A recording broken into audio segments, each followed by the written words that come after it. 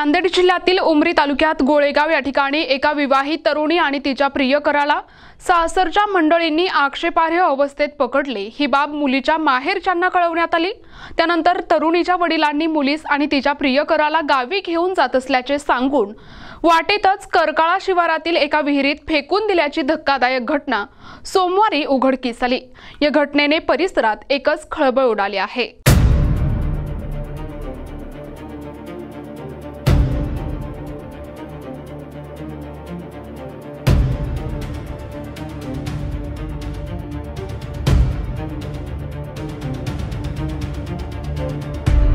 उमरी तालुक्यातील बोरजुनी येथील संजीवन कमळे हिचे गतवर्षी गोळेगाव येथील युवकाशी लग्न झाले होते।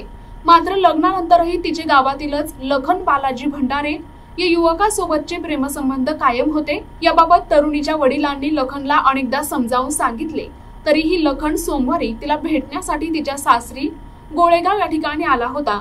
यावेळी दोघेही एका घरात आक्षेपार्ह अवस्थेत आढळले। तरुणीच्या सासरच्या मंडळींनी त्यांना रंगेहात पकडून बांधून ठेवले आणि ही माहिती संजीवनीच्या माहेरच्यांना कळवली। माहिती मिळताच संजीवनीचे वडील मारुती सुरणे आणि इतर दोघे गोळेगावात पोहोचले। सासरच्या मंडळींनी घडलेला प्रकार सांगून आपली मुलगी घेऊन जा असे सांगितले। त्यानंतर वडील सुरणे आणि त्यांच्या सोबतच्या नातेवाईकांनी दोघांनाही गावाकडे नेत असल्याचे सांगून गोळेगावाहून निघाले। मात्र करकाळा मार्गे पायी जात असताना रागाच्या भरात त्यांनी दोघांनाही करकाळा शिवारातील एका विहिरीत फेकले। दोघांचेही हात बांधलेले असल्याने ते विहिरीतून बाहेर येऊ शकले नाहीत। काही वेळाने हा प्रकार उघडकीस आल्यावर स्थानिकांनी दोघांचा शोध सुरू केला। रात्री उशिरा तरुणीचा मृतदेह विहिरीतून बाहेर काढण्यात आला, तर तरुणाचा शोध अद्याप सुरू आहे। या प्रकरणाचा पुढील तपास पोलीस करत आहेत।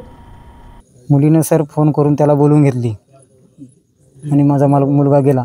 तिथे गेल्याच्या नंतर त्याला पकडल्याच्या नंतर माझ्या मुलानं त्याच्या मित्राला फोन केला, महेंद्र मला फोन केला की तुमच्या मुलाला असं असं पकडलं। लगेच मी आणि पकडलं त्याला आपली माणसं घेऊन या, काय ते मिटून घेऊन ये करू। मग मी माझ्या माणसाकडे आलो आणि अशी घटना झाली आहे, आपण गोळेगावला जाऊ। मग आम्ही निघाल्या। मग तिथून आम्ही जाण्याच्या अगोदरच त्याला तिथून गायब केलं। माझ्या एका भावानं तिथे एक आमच्या सासरवाडी आहे त्याची, तिथं होता ते मला फोनवर सांगला की असं असं झालं, याला इथून घेऊन गेलेत, मानहान करून घेऊन गेलेत आणि असा पांधन रस्त्यानं इकडून शेतानं घेऊन चाललेत। म्हणजे आम्ही इकडून चालले म्हणलं, आम्ही बी तिकडून मधूनच आल्या, आम्हाला गटले नाही।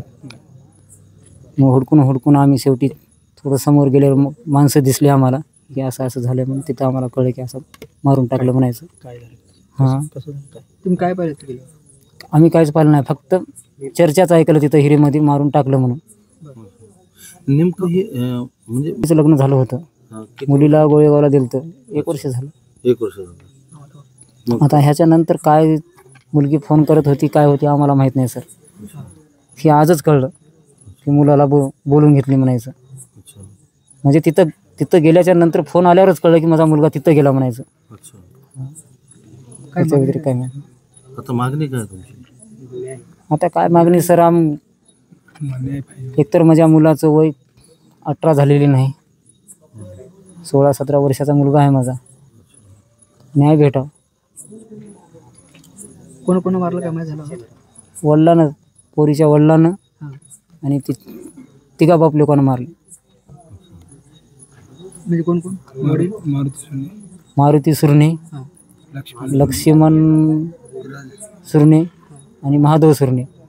आज उमरी पोलीस स्टेशन हद्दीमध्ये एका शेतशिवाऱ्यामधील विहिरीमध्ये आम्हाला 2 बॉडी आहेत अशा माहिती मिळाली।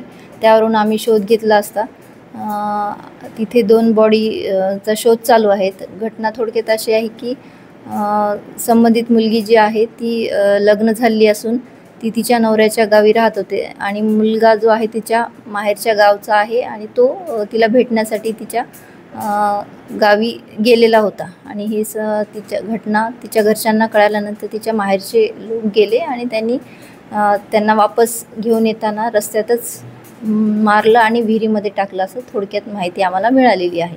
आणि सध्या मुलीची बॉडी मिळालेली आहे, आणखी मुलाची बॉडी मिळालेली नाही। पुढील घटनेचा जे आहे ते तपास आणखी पोलीस करत आहेत। या सध्या तरी 3 आरोपी आहेत आणि ते ताब्यात आहेत आणि पुढील अधिक तपास चालू आहे. नेमकं घटना कशामुळे घडली अशी काय माहिती मिळाली का आपल्याला? प्रेम प्रकरणातूनच घडली असं. प्रतिनिधी माधव हनुमंते, NTV न्यूज मराठी, नांदेड.